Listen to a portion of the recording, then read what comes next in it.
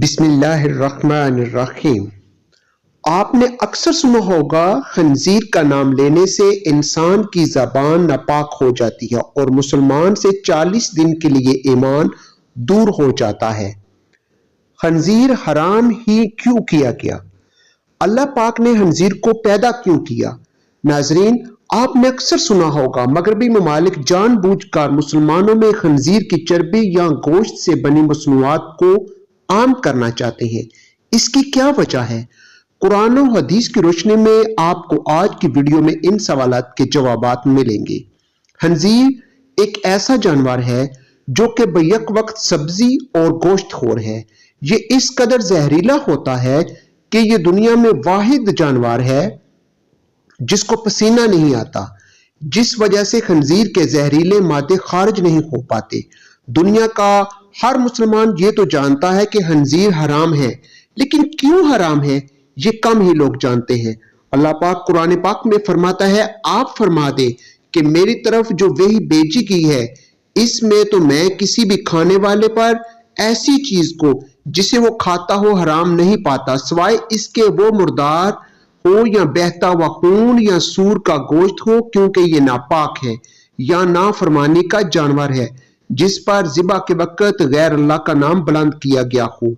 پھر جو شخص بھوک کے باعث سخت لاچار ہو جائے تو نافرمانی کرے اور نہ حد سے تجاوز کرے تو بے شک آپ کا رب بڑا بخشنے والا نہایت مہربان ہے۔ اس آیت کے علاوہ سورہ مائدہ کی آیت نمبر 3، سورہ بقرہ کی آیت نمبر 173 اور سورہ نحل کی آیت نمبر 115 میں بھی خنزیر کا گوشت کھانا اللہ پاک نے سختی سے منع فرمایا ہے۔ حضرت جابر بن عبداللہ رضی اللہ تعالی عنہ سے ترمذی کی حدیث نمبر 1297 میں روایت ہے، حضور پاک صلی اللہ علیہ وسلم نے فرمایا، اللہ اور اس کے رسول نے شراب، مردار، خنزیر اور بتوں کی پوجا کو حرام قرار دیا ہے۔ حضرت جابر کہتے ہیں، میں نے پوچھا، حضور مردار کی چربی جو کہ کشتیوں پر ملی جاتی ہے، یہ چمڑے پر لگائی جاتی ہے، اس کا کیا حکم ہے؟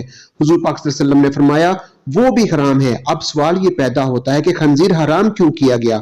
اللہ پاک نے اس کی وجہ قرآن کریم کی سورہ انعام کی آیت نمبر 145 میں بیان کی کہ خنزیر ناپاک ہے۔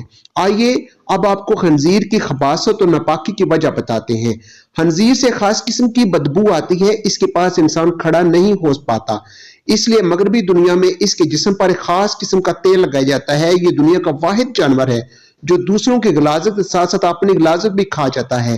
خنزیر اپنی مادہ کے ساتھ خود دوسرے نر کو پسند کرتا ہے اور ان کو گھیر کر اپنی مادہ کے پاس لاتا ہے اور خود ہی ان دونوں کا ملاپ کرواتا ہے۔ یہ دنیا کا واحد جانور ہے جو کہ ہم جنس پرستی کو بہت پسند کرتا ہے۔ انہی عادات اور خصلتوں کی وجہ سے خنزیر کو قرآن پاک میں ناپاک کہہ کر پکارا گیا، اور یہی وجہ ہے کہ آج خنزیر کو کھانے والوں میں خنزیر ہی کی سب سے ناپاک عادتیں عام ہو چکی ہیں۔ اسی لیے قرآن حدیث میں خنزیر سے کسی بھی قسم کا فائدہ اٹھانے سے منع کیا گیا ہے۔ روایات موجود ہیں کہ یہ کسی بھی نبی کی امت کے لیے حلال نہیں کیا گیا۔ خنزیر کی پیدائش کے متعلق مشہور روایت کچھ یوں ہے، حضرت عیسیٰ علیہ السلام کے حواریوں نے حضرت عیسیٰ علیہ السلام سے درخواست کی، آج کوئی مردہ ایسا زندہ کرے جو حضرت نوح علیہ السلام کے زمانے کا ہو اور وہ ہمیں ان کے حالات سے آگاہ کرے۔ چنانچہ حضرت عیسیٰ علیہ السلام نے ایک قبر پر لاٹھی ماری جس سے ایک نوجوان زندہ ہو کر بیٹھ گیا۔ وہ شخص کہنے لگا، حضرت نوح علیہ السلام کی کشتی کی لمبائی 1200 گز تھی اور چڑھائی 600 گز تھی اور اس کی 3 منزلیں تھیں، پہلی منزل پر جانور، دوسری منزل پر انسان اور تیسری منزل پر پرندے تھے۔ اب جانوروں نے اپنے فضلے سے پہلی منزل پر اتنا گند ڈال دیا کہ بیماریاں پھیلنے کا خدشہ ہونے لگا، تو حضرت نوح علیہ السلام اللہ کے حضور سجدہ ریز ہوئے تو اللہ پاک نے خنزیر، نر اور مادہ دونوں کو پیدا فرمایا جو کہ ہاتھی کے قریب نمودار ہوئے۔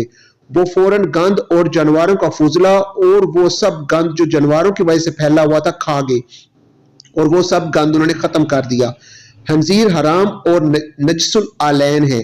خنزیر نجس العین ہے اور نوح علیہ السلام سے لے کر بعد میں تمام انبیاء خنزیر کو برابر حرام ٹھہراتے رہے اور ان سے کلی اجتناب کا حکم دیتے رہے، یہاں تک کہ جب حضرت عیسیٰ علیہ السلام نازل ہوں گے وہ بھی خنزیر کو قتل کریں گے۔